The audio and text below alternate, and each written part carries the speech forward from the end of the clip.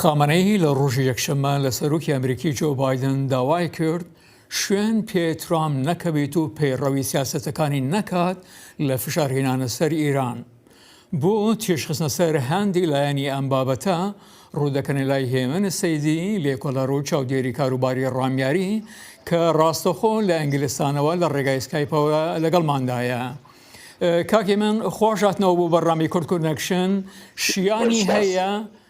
شیانی هەیە بایدن گوێ بۆ سەرانی ئیرانی شل بکات پێشەوەی ئیران پابەندی بەڵێنەکانی بێت؟ پێم وانە بۆمانایەکە لە حاڵی حەزردا یەکەم ئەوەی کە بایدن کێشەی ناوخۆیی زۆری هەیە. هەر لە یەکەم راپۆرتی وەدا باسی سنووری مێکزیک و ڕەوتی پەنابەران کرا و دەیان مۆزوعی دیکە. مۆزوعی ئێران بۆ ئەمریکا مۆزوعی یەکەم نییە، بەڵام ئەمریکا بۆ ئێران مۆزوعی یەکەمە. یعنی ئێران هەستی و نووسی خۆی لەوە گرێدراوە داخوا لەگەڵ ئەمریکا پەیوەندەکەی دەبێ یا نابێ، بەرجام زیندوو دەبێتەوە یا زیندوو نابێتەوە. لە حاڵدا ئەو گرنگی حیاتیە ئێران بۆ ئەمریکانێتی لە حاڵی حەزردا. دووهەم ئەوەی کە بایدن زۆر بەباشی توانی سەرکەوتنێکی گەورە بەدەست بێنێت، ئەوەی کە وڵاتانی ڕۆژاوایی لەگەڵ خۆی بخا بە دژی کۆماری ئیسلامی. لە سەردەمی ترامپ وڵاتانی ڕۆژاوایی لەبەروەی کە نەڵن لە ترامپ میزیکن هەڵوێستان نەدەگرێت، ئەو جوورێکە شیا بۆ جوورێکە چاوەڕوان دەکرا هەڵوێستان نەدەگرێت. تەنانەت لە کۆبوونەوەی ئەنجومەنی ئاسایشیشدا پشتیوانیان لە پێشنیارەکانی ئەمریکا نەدەکرد. بەڵام ئێستا وڵاتانی عەرەبی هەموو وڵاتانی غەربی وڵاتانی ڕۆژاواییش خەریکن هەودەنگی ئەمریکا دەبن. لەو بەریشەوە دەبینین کە ئیسرائیل و وڵاتانی عەرەبی پێکەوە ڕێک کەوتون و وێ دەچێت ئەمریکا هیچ پەلەی نەبێت دەیهەوێ هەروە سیاسەتی گەمارۆکان درێژە بدات، سیاسەتی ترامپ لەو بوارەدا درێژە بدات تا ئەو کاتەی کە کۆماری ئیسلامی سیاسەتەکانی خۆی دەگۆڕێت. کاکەیمەن ئیمەزانی هەرکان لە ئیران و ئەمریکا بە جۆرێک فشارەکانیان بەکاردێنن، ئەمریکا لە ڕێگای سزاکان و ئیرانیش لە ڕێگای توندوتیژی. ئەگەر خاستێک لە ئارادا هەیە بۆ ڕێکەوتنیەک، ئایا ئالتەرناتیڤێک هەیە بێجگە لەو سزا و توندوتیژیانە؟ پاشەکشەی ئێران تەنیا ئالتەرناتیڤەیە کە ئێران لەسەر مۆزوعی ئەتۆمی هەروە موشکەکانی هەروە دەستێوەردانەکانی لە وڵاتانی عێراق و سووریا و یەمەن پێداچوونەوە بکات. ئەوەتان پێ بڵم هەر ڕاوێژکاری نەتەوەیی ئەمریکا ڕایگەیاند سولیبان کە ئێمە ئاگاداری حەولەکانی ئێران هەین، واتە زۆر بە وردی ئەو حەولانەی ئەو پیلانانەی کە ئێران هەی بۆ کە گویا تەنانەت ویستویەتی کەسایەتێکی سوپای ئەمریکا بخوژێت لەوە ئاگادارین و ئەگەر هەر هەڵەیەک بکات زۆر بە جدی وەڵامی دەدرێتەوە. هەرو جورەی کە لە سووریا وەڵامی ئەو هێرشە دراوە کە لایەنگرانی ئێران کردبوویانە سەر فڕۆکەخانەی هەولێر. من پێم وایە هیچ ڕێگایەکی دیکە نییە بەغێر لەوەی کە ئێران پێداچوونەوە بکات بە سیاسەتەکانی خۆی.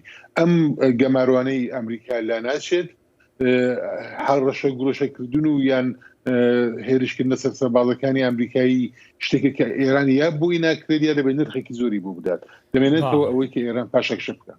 کاکی من ئەوە دەیان ساڵە چی ئیران وایە خۆد ئەمریکا پێداگریانە و هەریەک بوو ئەوەی تر پێشمەرج دانێت. سەرانی ئیرانی دەڵێن ئەگەر ئەمریکا سزاکان لە بدات ئیمە ئامادەین پابەندی ڕێکەوتنەکە بین. لەو بەڕایدان کێ دەبی دەست پێشخەربی لەم کارەدا؟ من هەڵبەت پێم وانێت دەیان ساڵەوەیە چون دەبێت سەردەمی ئۆباما ئیسtisنا بکەین. ئۆباما دەست پێشخەری کرد بە هەر دەریوێک بێ لەبەر ئەو مشکلاتێکی لە عێراق هەیبوو، لە سووریا هەیبوو، ئەو کاتە بەهاری عەرەبی بوو، شەڕی لیبی خەوما بوو، ئەو دەست پێشخەری کرد، چرای سەوزی هەڵ کرد و پێشنیاری هاوکاریدا بە کۆماری ئیسلامی و توێژەکانی دەست پێ کرد و دواتر دیتمان بە چەمەدانی پارە دۆلاری ناردەوە بۆ ئێران. بەڵام ترامپ ئەوەی کە پێچەوانە کرد ڕێگای دوای خۆشی قەپات کرد، واتە بایدن ئێستا ناتوانێت لە ڕێگای ترامپ بگەڕێتەوە. زایدن هەنگاوەکانی ترامپ کۆمەڵە کارت و بەرگی بەرەندەیەکی داوەتە بە بایدنی کە پێی خۆشە بایدن کەڵکی لێ وەرگێ. من پێم وایە ئەمریکا لەو بوارەدا دەست پێشخەر نابێ مەگەر لە ئاستی زۆر زۆر بچووکدا ئەوەی کە هاسانکاریک بکرێتکە لە سندوقی نێونەتەوەی پارەیەک بە ئێران بدرێت یانەوەی کە داخوا ئەوەندە بڕەپارەیەکە لە فلان وڵات هەیەتی لە بەرامبەر دەرمان و خۆراکدا بدرێت بە ئێران. پێم وایە ئەمریکا لەوە زیاتر ناڕوا و ئەوەش هیچ دەردێک لە ئێران دەوا ناکات. کاکی من ئیران دەڵێت هەر گۆڕانێک دروست ببێت دەبێت لە بەرژەوەندی ئیرانە بێت لە بەرەوەی گوایە ئیران بەهێزترە و ئەمریکاش دەڵێت پێوەستیمان بە ڕێکەوتنی گەورەتر هەیە چونکە بارودۆخەکە گۆڕاوە. خوێندنەوەی وە چییە؟ بارودۆخەکە گۆڕاوە، ئێستا 2015 نیە، ئێستا 2011 نیە کە تەواوی ناوچە لە شەپۆلی بەهاری عەرەبیدا بوو، سووریە شێوا بوو، لیبیا شێوا بوو و عێراق ئەمریکا بڕیاریدا بوو کە پاشەکشە بکات دوای 8 ساڵ ئۆباما دەوی هێزەکانی بکشێنێتەوە.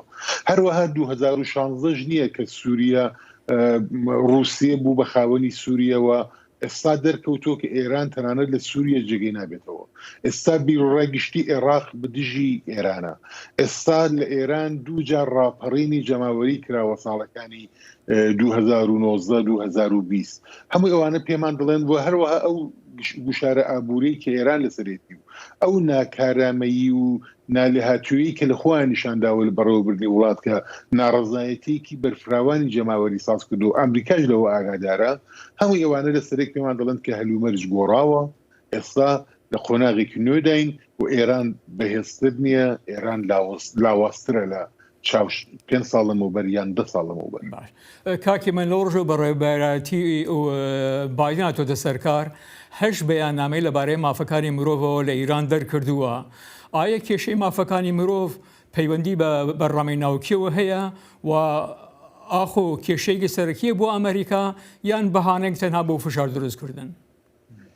لە دنیای سیاسەتی ڕێالدا ناتوانین بڵێن ئەبزارێکی زۆر بەهێزە، بەڵام لە جێی خۆشیدا کەڵکی لێوە دەگرن، بەتایبەت دیموکراتەکان کەڵکی لێوە دەگرن و ئەوە مۆزوعێکە کە وڵاتانی ئوروپاییش پێیان خۆشە دەستیان کراوەتر دەبێت، بەڵام ئەو فشارانە وردە شمولی عەرەبستانیش دەبێت. عەرەبستانی ناتوانێت دەرباز بێت لەم فشارانە.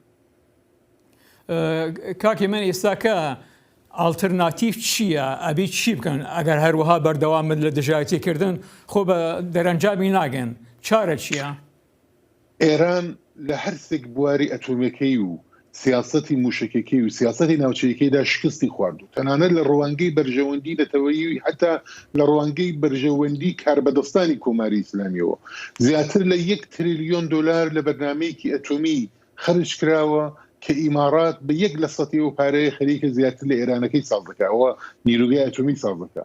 بەرنامە موشکەکانی ئێرانی دەبێتە هیچ کاتێک کە ئیمارات و عەرەبستان F-35 هەبێت. دەستێوەردانەکانی لە سووریا هیچ سوورێکی نەبوو، ئێستا رووسیا بۆ خاوەنی سووریا. ئێران دەبێت لەو سێ بوارەدا بە سیاسەتەکانی خۆیدا بچێتەوە. هێمنە سەیدی لێکۆڵەرەوە چادری کاروباری ڕامیاری زۆر سپاس.